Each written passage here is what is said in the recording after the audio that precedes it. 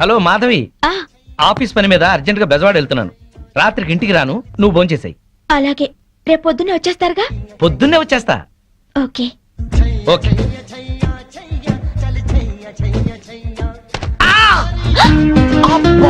అయ్యో సారీ అండి. చల్లగా పిడుగు పడ్డట్టుంది. సారీ ఉండండి, ఊతాను. ఏంటి ఊదేది? నువ్వు పడేసింది నలక బాటిల్. సారీ అండి, పైన బ్యాగ్ పెడుతున్నాను, బాటిల్ జారీ. వద్దు, ఎక్స్ప్లెనేషన్ వద్దు. నా రెటీనాకి ఏదైనా కావాలి, అప్పుడు చెప్తా మీ సంగతి.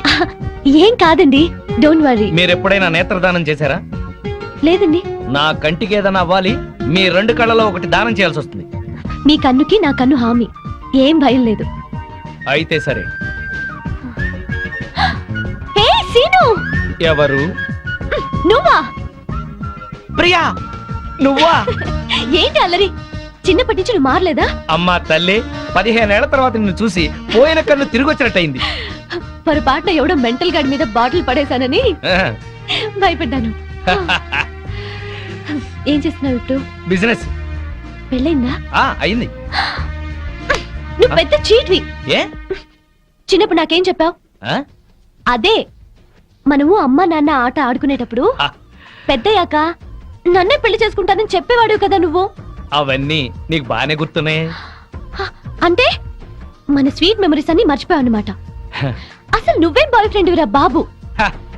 సరేలే గాని, నువ్వేం చేస్తున్నావు?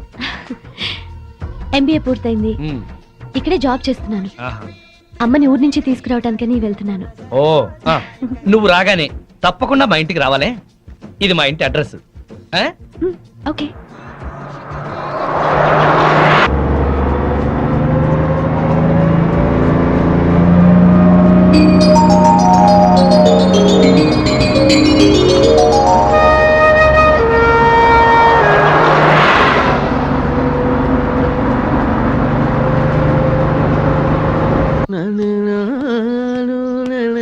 ఏం తాగుతాం బావా? ఎప్పుడు అదే మెక్డవరు, అదే అరిస్టోక్రాటు, అదే జానీవాకరు, అదే బ్లాక్ లేబుల్. ఈ మందు కంపెనీ వాళ్ళలో క్రియేటివిటీ పోయింది బావా. ఏదన్నా కొత్త టేస్ట్ కొనుక్కోవాలి. డెటాల్ ట్రై చేయరాదు? అయ్యా నమస్కారం, పెద్దలు ఇద్దరు ఇక్కడే ఉన్నారు. ఏ పారాశాస్త్రి గారు వచ్చారు? ఎంక్వైరీ, మీ కాలనీలో శ్రీనివాస్ అనే కుర్రాడు ఉన్నాడటగా. ఈ శ్రీనివాస మాకు బాగా తెలుసు. ఇతనికి సంబంధం చూశాను. పెళ్లి కూతురు తండ్రి చండశాసనుడు. కుదిర్చే ముందు ఇతని క్యారెక్టర్ ఎటువంటిదో తెలుసుకుందామని వచ్చాను. అదేంటి బావా, ఈ పెళ్ళాం పిచ్చోడు మళ్ళీ పెళ్లి చేసుకుంటున్నాడా? సరే, ఇతనికి సంబంధం చూడమని ఎవరు చెప్పారు? వాళ్ళ అమ్మా నాన్నే. అమ్మా నాన్న అనాథరం చెప్పాడుగా మనకి. మీరేదో ఆలోచిస్తున్నట్టున్నారు. ఏమైనా లూప్ హోల్స్ ఉన్నాయా? నేను పెళ్లి కూతురు తరఫున సంబంధం చూస్తే నా కూతురికి చూసినట్టే. ఏవో 4 డబ్బులు వస్తున్నాయి కదా అని శాడిస్టు వెధవులకి, బుద్ధి లేని గాడిదలకి సంబంధాలు చెప్పకూడదు. ఆ పిల్ల ఉసురు మనకి తగులుతుంది.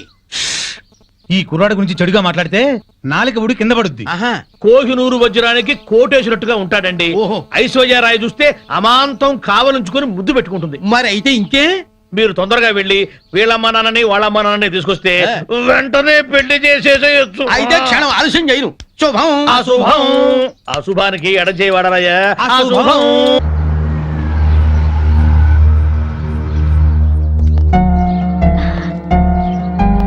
రా మంజుల, నేనే నీకు ఫోన్ చేసి వద్దాం అనుకున్నాను. మా ఆయన ఆఫీస్ పని మీద ఊరెళ్ళారు. ఆఫీస్ పని మీద? అవును.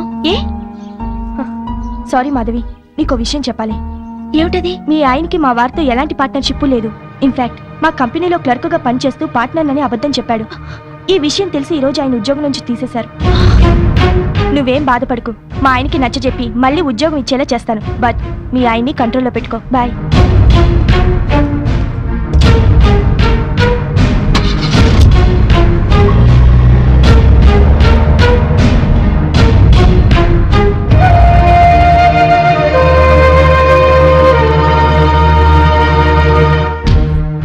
ఆయనకి మా వారితో ఎలాంటి పార్ట్నర్షిప్ లేదు. ఇన్ఫాక్ట్ మా కంపెనీలో క్లర్క్ గా పనిచేస్తూ పార్ట్నర్ అని అబద్ధం చెప్పాడు.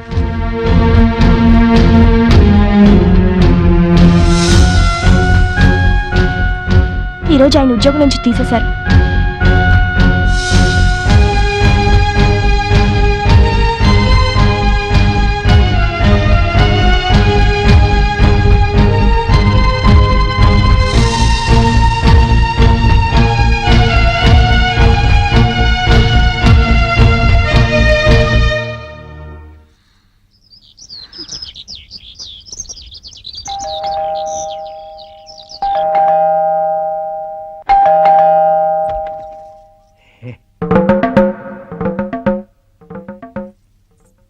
అనుకోకుండా ఊరెళ్ళాల్సి వచ్చింది.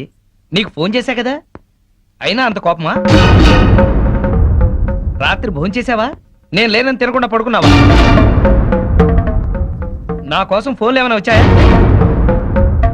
ఏంటి వినపడలేదా? పిలుస్తున్నా వినిపించుకోకుండా వెళ్ళిపోతావే. చిట్ ఫండ్ కంపెనీలో గుమస్తాకి అంత చికాకు అక్కర్లేదు. నీకేం తెలుసని మాట్లాడుతున్నావు? ఉద్యోగం ఊడిందని తెలిసి. అంటే మాధవి, నేను చెప్పేది విను. ఏంటి వినేది? ఎంతో ప్రేమగా నటించి ఎందుకలా మోసం చేశారు చెప్పండి. శ్రీనివాస్, శ్రీనివాస్, ఏవయ్యా శ్రీనివాస్, ఓసారి బయటకు వస్తావా? మీ అమ్మా నాన్న వచ్చారు.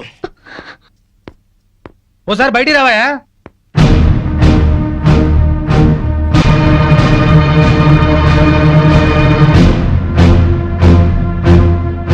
నీకు పెళ్లి కాలేదని ఎవరో పిల్లని ఇవ్వడానికి వచ్చారయ్యా.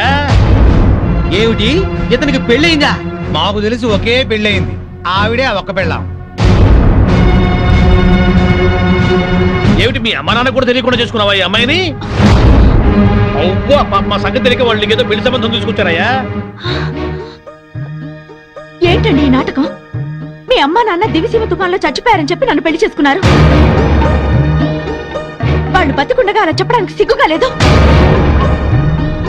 అమ్మా, దివిసీమ తుఫాన్లో కొట్టుకుపోయిన వాళ్ళ అమ్మా నాన్న మొన్న వచ్చిన సునామీకి ఒడ్డు కొట్టుకొచ్చుంటారు. అతనే వరకు ఏమిట్రా ఇదంతా? మాతో ఒక్క మాట చెప్తే నీ పెళ్లి మేం కాదంటావా? అది కాదు నాన్న. చేసింది చాలే, సమర్థించుకోకు. నువ్వే మనిషివా, ఇలా చేస్తావు అనుకోలేదు. మీకేం చేశాడేంటి? చీట్ చేశాడండి. ఫోన్ తో సహా నా ఆఫీస్ అద్దెకిస్తే నాకు తెలియకుండా నా సంతకం ఫోర్జరీ చేసి ఎస్టీడీ కనెక్షన్ తీసుకుని 50,000 బిల్లు చేశాడు. పైగా 2 నెలల నుంచి ఆఫీస్ అద్దె కూడా కట్టలేదు. ఆగండి రమణ, ప్రతి నెల ఈయన అద్దె డబ్బు నీతో ఇచ్చి పంపించట్లేదు? ఆ డబ్బులు మేము వాడుకున్నాం సార్. ఛీ! మరి ఎస్టీడీ గొడవ ఏంటి? ఆయన సంతకం ఫోర్జరీ చేసి ఎస్టీడీ కనెక్షన్ తీసుకున్నాం. పబ్లిక్ అందరితో ఫోన్లు చేయించి ఆ డబ్బుతో దుబాయ్ వెళ్ళాలనుకున్నాం. డబ్బు తీసుకున్న ఏజెంట్ మోసం చేశాడు. దయచేసి మమ్మల్ని పోలీసులకు పట్టించకండి సార్. విన్నావుగా, అగ్రిమెంట్ రాసి ఆఫీస్ అద్దెకి తీసుకుంది నువ్వు. ఈ బిల్లు డబ్బు ఆ 2 నెలల అద్దె కట్టకపోతే అరెస్ట్ అయ్యేది కూడా నువ్వే. ఏం శ్రీనివాస్, నా బాకీ తీర్చకుండా ఇంకా ఇలా అప్పులు చేసావా? నీ ఉద్యోగం చూసి నీకు 2 లక్షలు అప్పిచ్చాను, ఇప్పుడు అది పోయింది. నా బాకీ ఎలా తీరుస్తావు? ఏమయ్య పెద్ద మనిషి, ఈ నిక్షేపరాయుడికి మళ్ళీ పెళ్ళా? తల్లి తండ్రి బ్రతికుండగానే చచ్చిపోయారని పెళ్లి చేసుకున్న వాడికి నా పిల్లని వాళ్ళ? నువ్వో తండ్రివి, అతను కొడుకు. చచ్చా, పదండి. ఇదిగో శ్రీనివాస్, ఇప్పుడు నా బాకీ తీర్చకపోతే లారీ తీసుకొచ్చి సామానంతా తీసుకెళ్తా. పోలీస్ కమిషనర్ కు ఫోన్ చేసి అరెస్ట్ అయిపిస్తా. సేట్ సామానంతా తీసుకెళ్తే మరి నా సంగతి ఏంటి? ఎవరో ఒకరి కొంప ముంచి తీరుస్తాడేవయ్యా.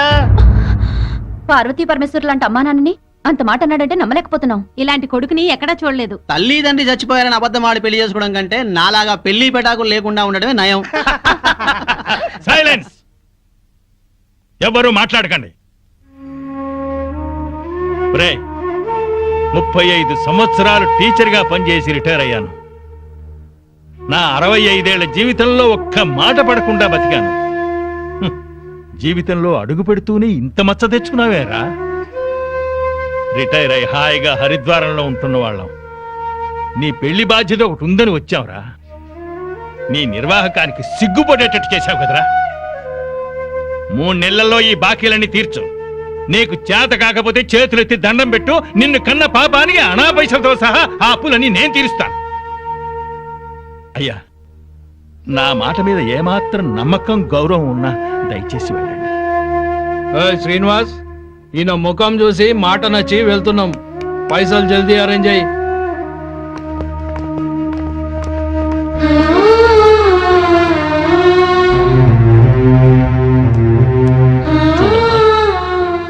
వీడి తెలివికి చదువుకి ఈ అప్పులు తీర్చడం అంత కష్టమైన పని కాదు. ఒరేయ్, చచ్చిపోయిన నీ తండ్రికి తద్దినం పెట్టకపోయినా పర్వాలేదు, చేసిన అప్పులు తీర్చరా. అప్పుడే ఆ తండ్రి ఆత్మకి శాంతి.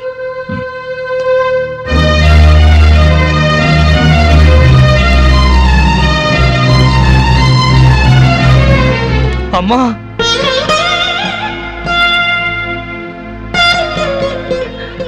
చచ్చిపోయిన మీ అమ్మ ఎక్కడున్నా నువ్వు బాగుండాలని కోరుకుంటుంది బాబు.